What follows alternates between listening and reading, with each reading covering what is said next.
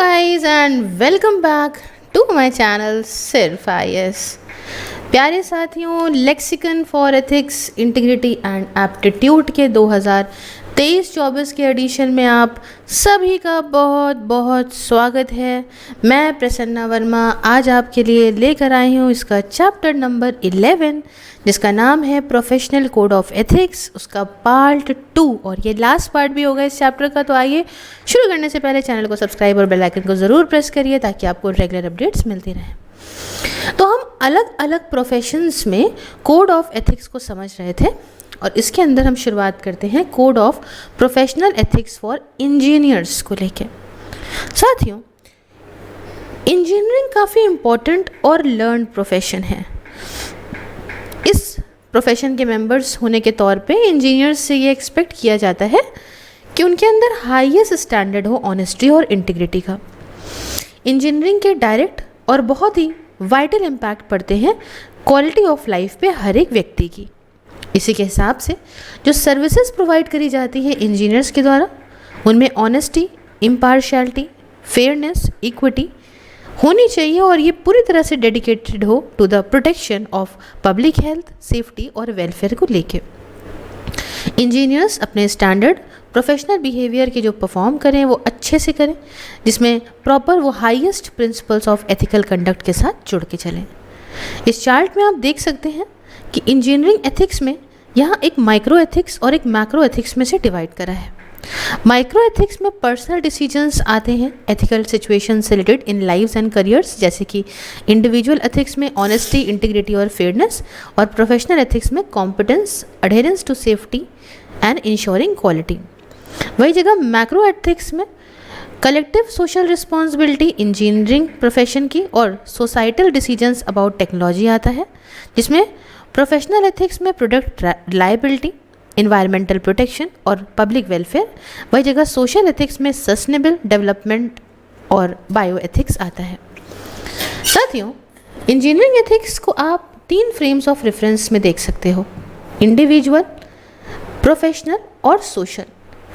Engineering ethics further divide हो सकती है माइक्रो एथिक्स में, जो कि इंडिविजुअल से कंसर्न है और उसके इंटरनल रिलेशन जो इंजीनियरिंग प्रोफेशन में है उससे कंसर्न है।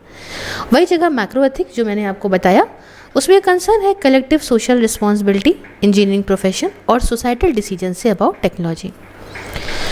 देखिए, इंजीनियरिंग सोसाइटीज़ जैसे कि AAES, ABET, NSPE, IEEE और AICTC ने इन सारे कोड्स ऑफ एथिक्स को फ्रेम करा है, जो काफ़ी हेल्पफुल है इंजीनियर्स के लिए ताकि वो अपने मॉरल इश्यूज़ को अपने काम में प्रॉपर तरीके से मजबूत कर सकें। इसमें पहला आता है serving and protecting the public. एक इंजीनियर्स रिस्पॉन्सिबल पोजीशन पे होते हैं जहां ट्रस्ट और ट्रस्टवर्दिनेस इंपॉर्टेंट है। तो कोड ऑफ एथिक्स काम करता है कमिटमेंट के तौर पे प्रोफेशन की एज अ होल, जो इंजीनियर्स सर्व करते हैं पब्लिक को फॉर देयर हेल्थ, सेफ्टी और वेलफेयर। वैसे ही इंस्पिरेशन जैसे कोड ऑफ एथिक्स यहाँ पे कलेक्टिव कमिटमेंट आपके प्रोफेशन के लिए स्पेसिफाई करता है, जिससे मोटिवेशन में हेल्प मिलती है फॉर एथिकल कंडक्ट। तीसरा, शेयर्ड स्टैंडर्ड्स। स्टैंडर्ड जो इस्टेब्लिश करे जाते हैं वो एप्लीकेबल हो हर एक व्यक्ति को इन पर्टिकुलर प्रोफेशनल्स में। सपोर्ट रिस्पॉन्सिबल प्रोफेशनल्स का, प्रोफेशनल जो एथिकली काम करे वो ज़्यादा पॉजिटिव सपोर्ट उनका होता है थ्रू दीज कोड्स। उसके बाद एजुकेटिव और म्यूचुअल अंडरस्टैंडिंग। जो कोड्स हैं वाइडली सर्कुलेट और ऑफिशियली अप्रूव करे जाएं प्रोफेशनल सोसाइटीज़ के द्वारा और एक शेयर अंडरस्टैंडिंग प्रमोट करते हैं among professionals, public, government organisation about the moral responsibilities of engineers. Deterrence and discipline. Professionals जो फेल कर जाएं अगर फॉलो करना कोड्स को तो वो अनएथिकल कंडक्ट को एग्जिबिट करते हैं, जो कि दिखाता है उनकी डिसओबीडियंस को। तो ऐसा इन्वेस्टिगेशन जनरली इसमें पैरालीगल प्रोसीडिंग्स की ज़रूरत होती है, जो डिज़ाइन होता है to get the truth about given charge बिना वायलेट करे पर्सनल राइट्स को उन सारे लोगों का जिनको इन्वेस्टिगेशन किया जा रहा है, और कंट्रीब्यूट करना प्रोफेशन की इमेज में। देखिए, ये कोड प्रोजेक्ट करता है इंजीनियर को एक ऐसे प्रोफेशनल्स के तौर पे जो एथिकली कमिटेड प्रोफेशन है, जो उनको इंस्पायर करता है काम करने के लिए अपनी फुली कमिटमेंट के साथ जनता के हित के लिए।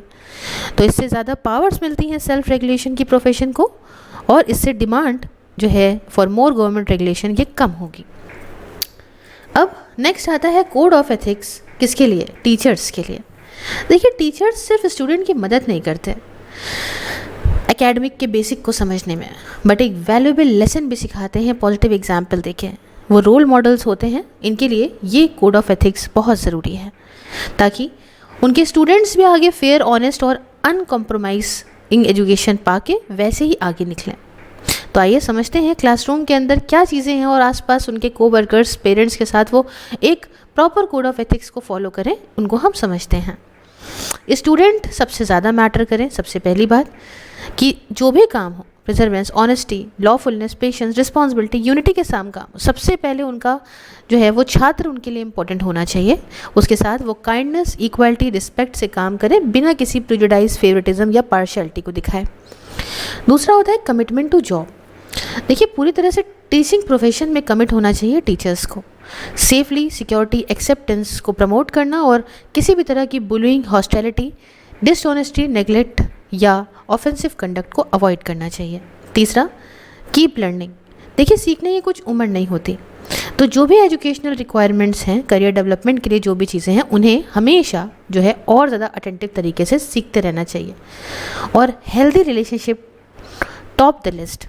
देखिए, अच्छा रिश्ता अगर आप रखोगे स्टूडेंट टीचर्स का, बढ़िया होगा, तो इससे अच्छा रिश्ता होगा पेरेंट्स, स्कूल स्टाफ, कलीग्स का कम्युनिटी में, और गाइडेंस और एडमिनिस्ट्रेटर का। अगर गॉसिप है तो गॉसिप अवॉइड करी जाए। फॉल्स और मीन स्पिरिट कमेंट्स कोवर्कर्स को लेके अवॉइड करने चाहिए। नेक्स्ट आता है code of professional ethics for journalist, है ना। ये तो एनजीओज आ गया, लेकिन फिलहाल जर्नलिस्ट के लिए समझिए, जर्नलिस्ट के लिए क्या होता है, फिर एनजीओज आगे आएंगे। देखिए, जर्नलिज्म का जो फाउंडेशन है एथिकल जर्नलिज्म का, वो 4 प्रिंसिपल पे बेस्ड है। पहला, सच्चाई का पता लगाओ, उसे रिपोर्ट करो, कम से कम हार्म हो। तीसरा, इंडिपेंडेंटली काम करना है, आज़ादी से, किसी के अंदर नहीं करना, और अकाउंटेबल होना है। अब जब इंडिपेंडेंटली मैं बात करती हूँ ना, तो इसका मतलब होता है फ्री ऑफ ऑब्लिगेशन, है ना, than the public's right to know. अब अकाउंटेबल मतलब अकाउंटेबल हैं जर्नलिस्ट रीडर्स को, लिसनर्स को, व्यूअर्स को और एक दूसरे को। इसलिए यहाँ पे कुछ कोड ऑफ एथिक्स तो ये फॉलो ही करें। जैसे रिपोर्ट करें वही चीज़ जो फैक्ट पे बेस हो, ओरिजिन जानते हो कहाँ से निकला है, कोई इम्पॉर्टेंट इन्फॉर्मेशन को दबाएं ना, ठीक है।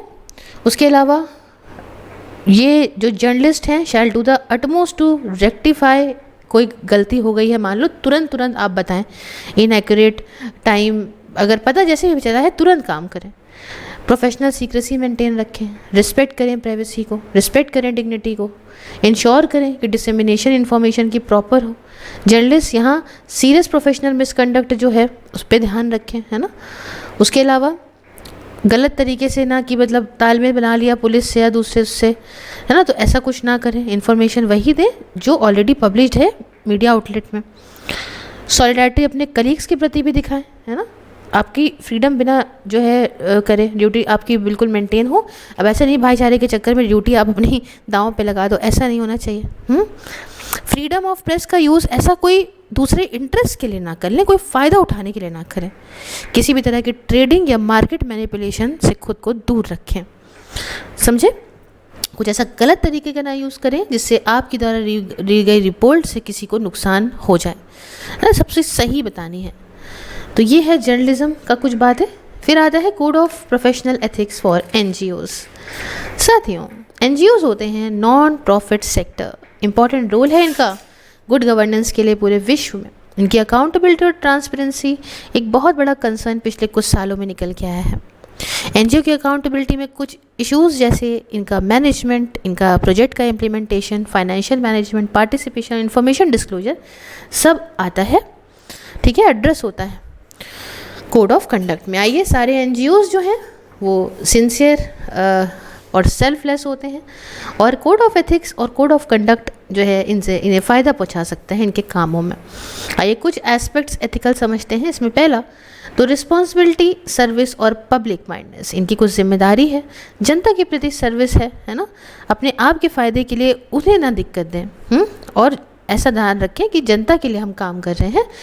जो एनजीओ जो है वो एक समझिएगा सस्टेनेबल प्रोसेस, पीस और जस्टिस रिक्वायर कि सारे ऑर्गेनाइजेशन कंट्रीब्यूट करें एक जनता की भलाई के लिए। इसलिए एक एनजीओ इंटीग्रेट करे सेल्फ डेवलपमेंट और सर्विस को दूसरों के प्रति, बैलेंस करे इंडिविजुअल और पब्लिक कंसर्न्स को, फोकस करे हायर ब्रॉडर और ज़्यादा पब्लिक लेवल्स ऑफ सर्विस को।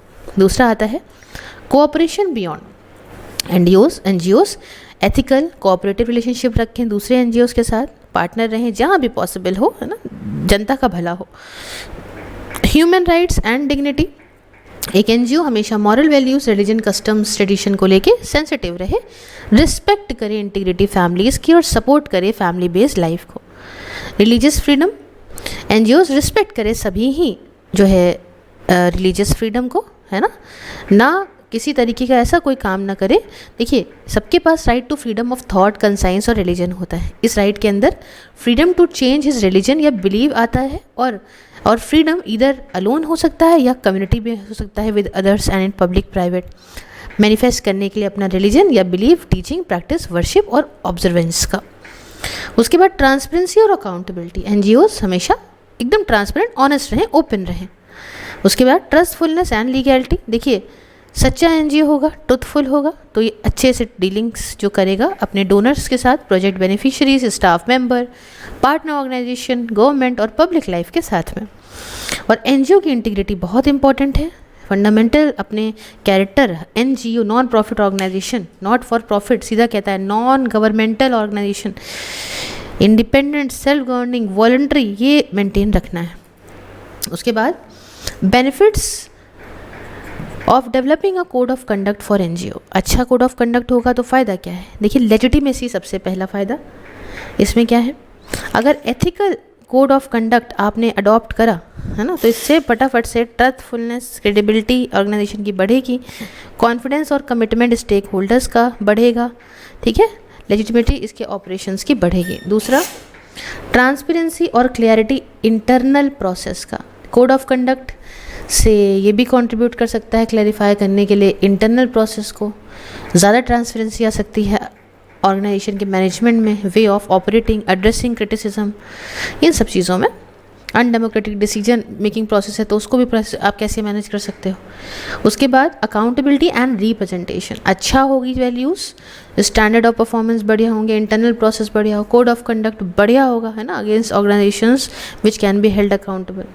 उसके बाद प्रोफेशनल स्टैंडर्ड एंड परफॉर्मेंस, देखिए प्रमोट करके हाई स्टैंडर्ड प्रैक्टिस और रिलीजियस स्टैंडर्ड्स परफॉर्मेंस के एक कोड ऑफ कंडक्ट, ये ऑर्गेनाइजेशन का प्रोफेशनल स्टैंडर्ड भी रेज कर सकता है। Internal cohesion, code of conducts ये इन्हांस कर सकते हैं सेंस ऑफ कम्युनिटी को और बिलोंगिंग को बिटवीन एन ऑर्गेनाइजेशन के स्टाफ मेंबर्स और स्टेक होल्डर्स के बीच में, जो कोर वैल्यूज़ के साथ जुड़ के चलेंगे और एक कॉमन मिशन को जो है वो शेयर करेंगे। तो कोड ऑफ एथिक्स की प्रेजेंस जो है देखें तो अनफॉर्चुनेटली लीड करती है to complacency. Look, we have done the ethics, aren't we good? तो कोड ऑफ एथिक्स ये तो सिर्फ शुरुआत है, अंत नहीं। कोड ऑफ एथिक्स और प्रोफेशनल कंडक्ट ये इंटेंडेड है कि एक गाइडेंस प्रोवाइड करते हैं ताकि रिजॉल्व कर सकें एथिकल डिलेमास को। तो यहाँ हमारा चैप्टर भी कंप्लीट होता है साथियों। कैसा लगा आपको लेक्चर, आप मुझे कमेंट बॉक्स में बताइए। आप ज्वाइन बटन को प्रेस करके मेरी मेंबरशिप को ज्वाइन करके मुझे मेरे काम में सपोर्ट कर सकते हो। इसके अलावा व्हाट्सएप से लेके फेसबुक वगैरह सबके लिंक डिस्क्रिप्शन बॉक्स में, आप फॉलो करेंगे तो आपको फेसबुक पे शायद यूट्यूब के कंपैरिजन में जल्दी लेक्चर्स मिल जाएंगे। तो you can follow me everywhere. मिलती हूँ नेक्स्ट वीडियो में। जय हिंद, जय भारत।